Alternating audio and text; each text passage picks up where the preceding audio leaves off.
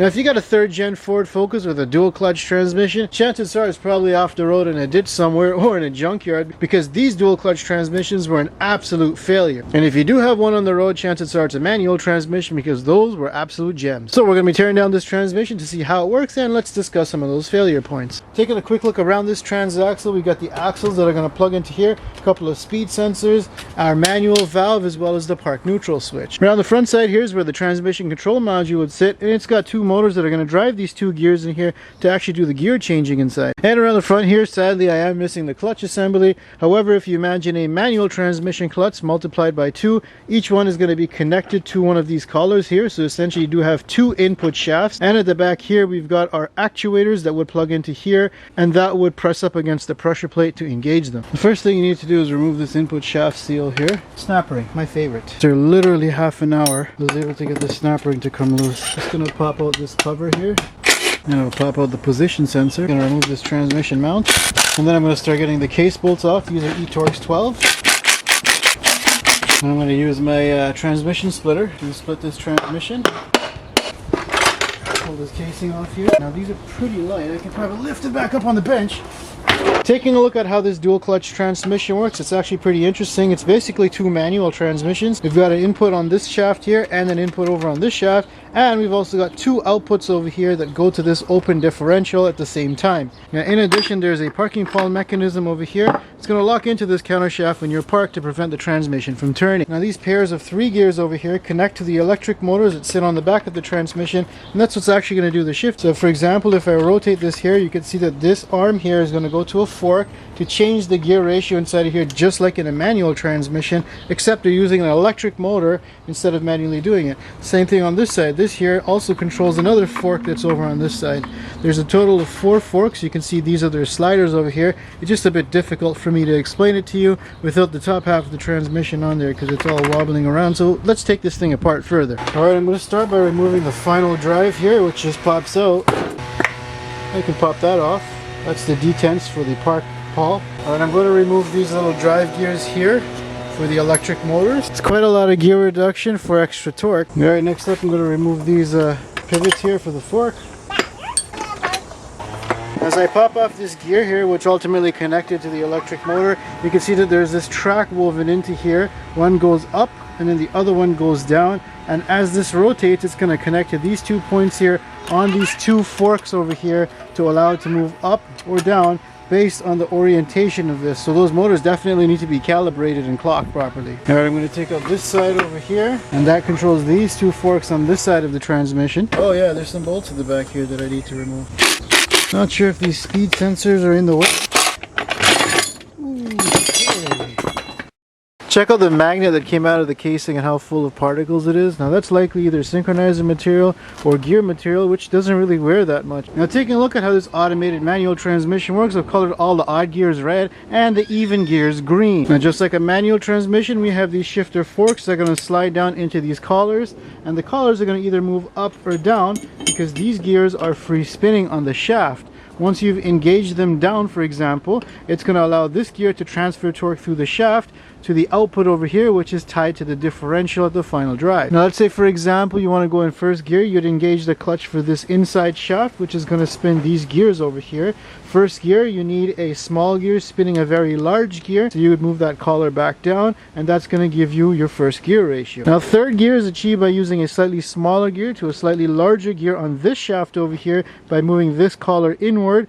This collar here does not have a downward position because there's no extra gear at the bottom here. Now fifth gear is going to give you a 1-to-1 gear ratio by selecting this collar out this way to drive the final drive. And whenever I want to change to an even gear, I'm going to release the odd gear clutch and engage the even gear clutch. That's going to spin these green gears. So second gear is going to be a small gear spinning a large gear when I move the collar over that way. Now fourth gear is going to be done by spinning a slightly smaller gear on this side compared to its output by moving this collar down to output here. And then sixth gear is overdrive, so your drive gear is going to be much larger than the output gear to give you an overdrive scenario by moving this collar downward. Now reverse gear is a bit interesting because you got to remember this is kind of nestled together inside of the transmission casing. Essentially power is going to come through the even gear over here and come through the second gear, but we're not going to engage second gear onto this shaft. Instead, that smaller gear is now going to drive a much larger gear for a torque multiplication, which you need in reverse, and that's going to give you a reverse output on this gear because you now have this extra gear in between the input and the output, so it's going to turn backward. Now the forks are engaged electromechanically through that gear train we saw that connects to the TCM motor. Essentially the TCM motor is going to rotate. That's going to allow this fork here to ride up inside of this channel. Now this channel has a low spot, which you can see here, and that's going to bring this fork lower in order to move this band down lower. Now if you want to move it back up into neutral, it's going to follow that channel back up into its neutral position, and then if you want to shift it back higher, you rotate it a little more, and there's a high spot inside of this channel over here which is going to move it upward. Now each one of these cams control two forks at the same time, one for each set, so that means at any particular rotation these can be in different gear selections at each time, so you got to make sure you calibrate your TCM so it knows what gear you're in. Now in terms of failure modes in this transmission, the guts of it is actually pretty robust, just like in any manual transmission. Sometimes the forks or the synchronizers could wear out, but they do last a pretty long time, just like a manual transmission.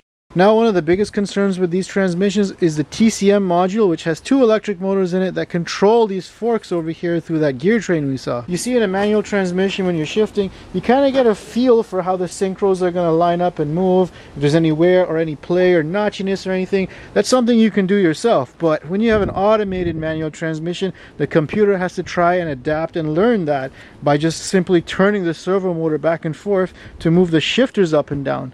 And that's not something Ford ever got right in their transmission programming or in the electric motor operation itself, even up to today. And then it comes to the clutch itself, and you can see this one's already got a service update of some sort. Now the drivability concern with these is that there's clunking as you're going down the road. It doesn't know what gear it's in. Sometimes it pops into neutral. It doesn't even work at all.